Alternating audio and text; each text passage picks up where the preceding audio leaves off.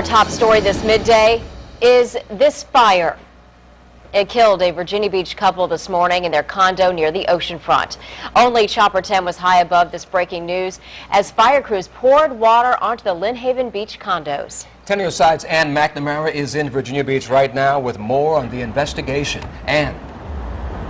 Don, right now I can tell you police and fire officials are both looking for a man, and I'm told this by a resident who said a police officer came to his door this morning and gave a description and said, "Have you seen this man?" I took that information to Battalion Chief Tim Riley, and he told me that is true. Whenever we hear things, rumors, anything like that, in a situation like this, we must fully investigate them, and that is the case with that particular tip. So again, he wouldn't go as far to say as they believe someone set this fire, but they are investigating, and there are also quite a few police officers on scene this morning, about more than a dozen cars, I would say, just police alone. Now the fire looks like it was started behind one of these condo buildings on the exterior. That means the outside of the building, and you can see the fire. The damage is quite extensive.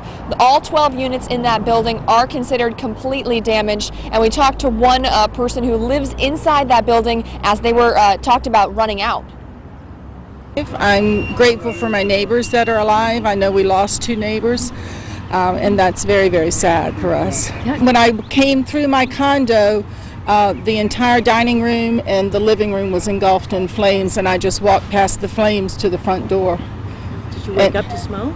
I woke up because I heard a banging against the building, and I walked down the hall and saw the flames outside the window, went back to grab my robe, and then the windows blew in. I heard an explosion, and then by the time I walked back down the hall, it was completely in flames.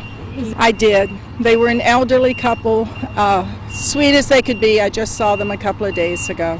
My neighbor on the first floor went around banging on everybody's door. I was already out at that point, but trying to get everybody out.